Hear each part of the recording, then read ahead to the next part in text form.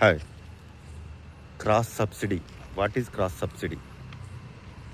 Cross సబ్సిడీలు అంటే ఏంటి? ఎకనామిక్ సర్వేలో ఈ సంవత్సరం మనకు ఈ ఫిజికల్ డెవలప్మెంట్స్ అన్న చాప్టర్లో రెవెన్యూ ఎక్స్పెండిచర్ దగ్గర మనకు ఒక బాక్స్ ఐటమ్గా ఇక్కడ ఈ ప్రస్తావన వచ్చిందనమాట. 2 సెక్టార్లు, ఒకటి రైల్వే, ఇంకోటి పవర్ సెక్టార్లు. ఈ 2 సెక్టార్లో క్రాస్ సబ్సిడీస్ ఉన్నాయంటున్నాడు.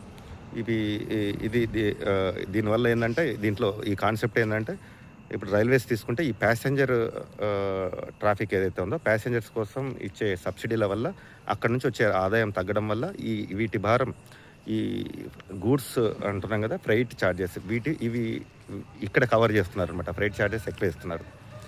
ఇక ఈ పవర్ సెక్టర్ వచ్చేసి ఈ ఇండస్ట్రియల్ అండ్ కమర్షియల్ ఎస్టాబ్లిష్మెంట్స్ ఏంటో వీటి మీద వేసే తారీఫ్లు ఎక్కువ రేట్లో ఉంటున్నాయి. ఎందుకంటే కొన్ని రంగాలకి, అంటే అగ్రికల్చర్ కానీ, అంటే రైతులకు కానీ, తర్వాత డొమెస్టిక్ కన్జ్యూమర్స్ కానీ, వీటికి ఈ వర్గాలకి తక్కువ టారిఫ్ రేట్స్ వేస్తున్నారు అనమాట. దీన్ని పూడ్చుకోవడానికి కోసం ఇండస్ట్రియల్ కమర్షియల్ కన్జ్యూమర్స్ మీద ఎక్కువ టారిఫ్లు వేస్తున్నారు. ఇది క్రాస్ సబ్సిడీలు అన్నమాట. అయితే కాగ్ ఒక రికమెండేషన్ చేసింది ఈ రైల్వే దాని విషయంలో కొంచెం ఆలోచించమని కాగ్ చెప్పిందనమాట. దీనికి అనుగుణంగా భారత ప్రభుత్వం 3 సార్లు ఈ ప్యాసింజర్ ఛార్జెస్ కూడా పెంచింది. 2022 నుంచి 25 వరకు కూడా 3 సార్లు పెంచింది, రేషనలైజ్ చేసింది అనమాట.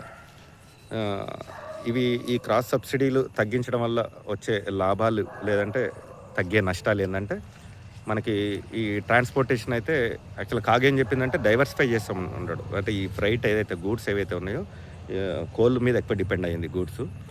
ఇంకా డైవర్సిఫికేషన్ అంటే ఇంకా వేరే వస్తువులను కూడా, వేరే గూడ్స్ను కూడా డైవర్సిఫికేషన్ చేసుకోమంటుంది. దీనివల్ల రోడ్డు ట్రాఫిక్ మీద భారం తగ్గుతుంది, ప్లస్ పోటీ పడగలుగుతుంది రోడ్డుతో పోలిస్తే. తర్వాత ఇది సస్టైనబుల్ డెవలప్మెంట్కి సంబంధించింది. రైలు అయితే మనకి మాస్ ట్రాన్స్పోర్టేషన్, అంటే రోడ్తో పోలిస్తే, అంటే గ్రీనింగ్ ద ట్రాన్స్పోర్టేషన్ అనమాట. ఇక నెక్స్ట్ ఏంటంటే, ఈ ఎకనామిక్ యాక్టివిటీ అన్నది బాగా పెరగగలుగుతుంది. ఎందుకంటే మనకు ఫ్రైట్ ఛార్జెస్ తగ్గడం వల్ల ఇన్సెంటివ్ అనమాట ఇండస్ట్రీస్కి. కాబట్టి అది హైలీ కాంపిటేటివ్, కాబట్టి రెవెన్యూ బియాన్సీ కూడా ఉంటుంది అనమాట దీనివల్ల.